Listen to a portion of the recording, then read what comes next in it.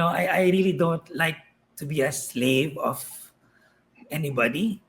I don't like to use my time with things that will not make me happy.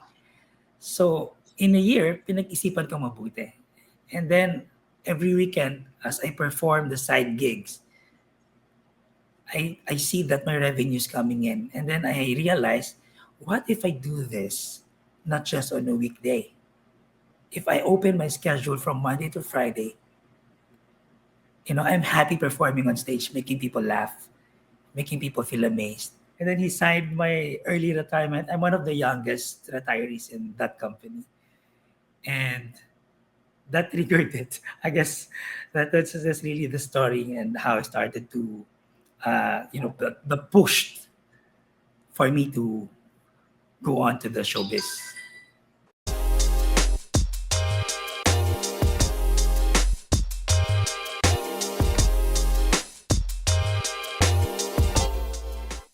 You started as an engineer. So, engineer din ako by degree. Hmm. And eventually, you became a corporate executive at PLDT. So, what Mhm. pushed you to finally leave the corporate world? Kasi hindi madaling umalis sa corporate world. Especially, may mga perks ka, yung comfort of yung sweldo na regular. So, what pushed you?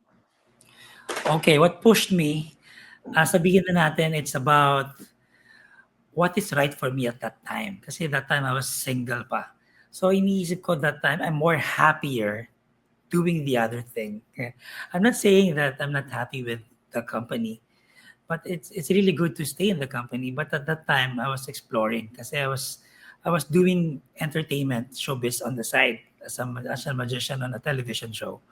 So at that time, syempre kung saan ka mas masaya, for me, gusto kong dun mag-jump.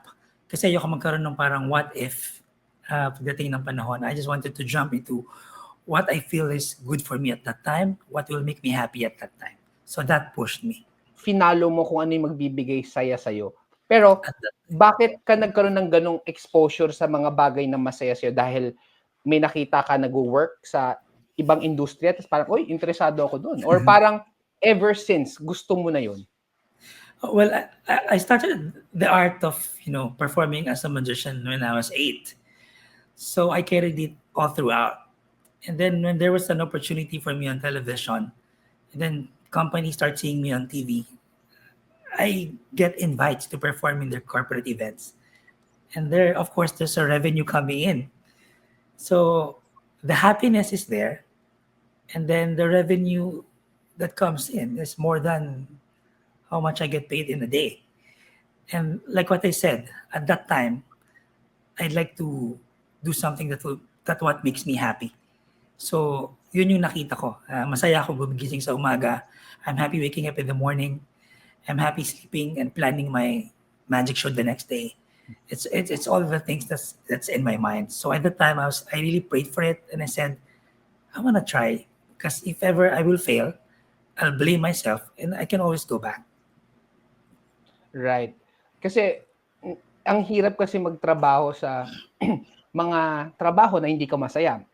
Good That's for true. you, nagkaroon ka ng opportunity to step out in faith and Yeah. jump the boat.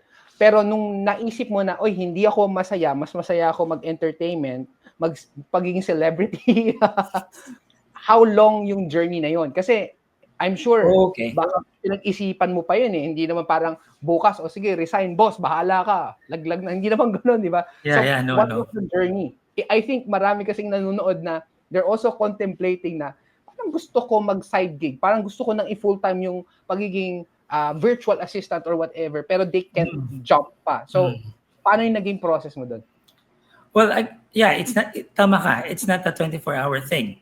So, I guess it's months, at least a year for me doing it on a weekend until I see myself that I'm more happier doing this. Because as the situation was going,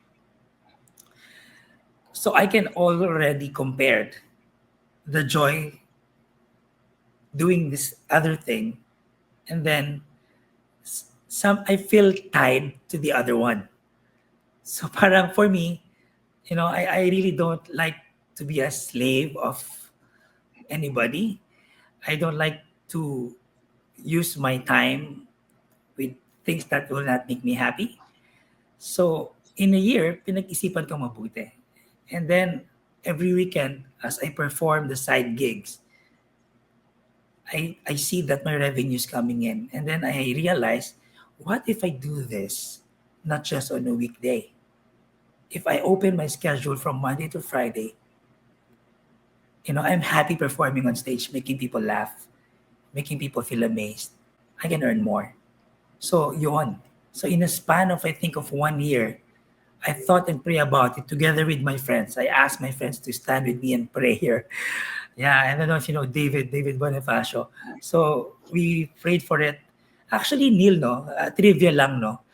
Uh, my first option was not to be a full-time magician. My first option was to enter the church, you know, to lead the ministry. If I may say, pastoral. So I Yes. spoke to the head pastor, my mentor, si Pastor Paulo, about it during that time, and then David Bonifacio. And it's really funny. That's what I want to do. And then as we talked about it, coffee, lunch, dinner, and then why would you like to do that, JB? You're happy with I'm happy with PLDT. But why would you like to go full time? I want to go full time because I know that I can talk on stage and I can share. And sabi ng kaibigan ko, you can do that. You can share to your audience as a performer, as an artist. And take note, if you talk inside the church, you're reaching out to the people in church. But if you perform outside the church as a Christian, as a believer, and then you can reach out to the people outside of the church. So that got me thinking, oh nga, no, I can still be effective. I can still evangelize and share the word. So, second plan B, di na ako mag-enter nung full-time pastoral. So that's why I decided to go full-time entertainer. So, and then at that time, syempre, 1 year pinag-isipan mabuti.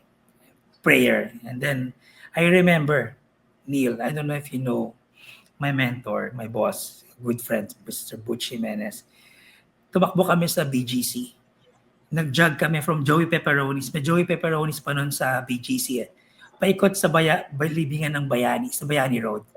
We were just talking, what are you gonna do? Kasi he's the one approving the retirement in that company, in the telecommunication company. He's the head of HR, group head.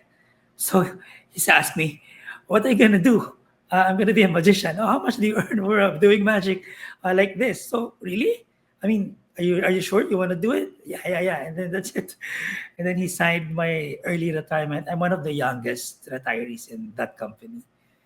And that triggered it. I guess that's just really the story and how I started to, the push for me to go on to the showbiz portion. Yeah, I think it's important yung sinabi mo na you should have people who would journey with you, who would guide you, who would mentor you, like si Pastor Paulo and si Butch Jimenez.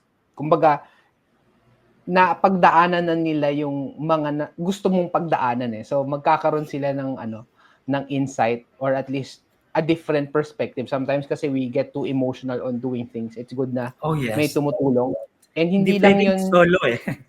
hindi pwedeng solo eh. Tsaka hindi lang yun para sa career lang eh. It can be a lot of things. Pwede sa finances, sa investing, pwede nga sa love life, sa marriage, pwede That's sa true. business. So, napaka-importante na you don't do things alone. So, Yeah. again, whether kung saan ka naman, basta you are being faithful kung anong in-entrust sa'yo ni Lord, yun yung importante. Ako, I was also in the ministry. I don't know kung alam mo, hindi pa natin napagkwentuhan to. I was in the ministry for 10 years. So, kung mukhang Victory Fort ka, ako Victory Makati ako. Pero one thing na masasabi ko is, it doesn't matter if you are in full-time ministry or not. What matters if the ministry is inside of you. Napaka-importante. It's a lifestyle. Yes. Kumbaga, just giving insight to that na wala sa pagiging full-time yan. Yung importante, sa araw-araw na ginagawa mo, are you advancing God's kingdom? Are you showing His light to others na discouraged? So, yun yung napaka-importante. And I'm so proud of you, bro, kasi hindi lahat madali mag-retire, especially that young.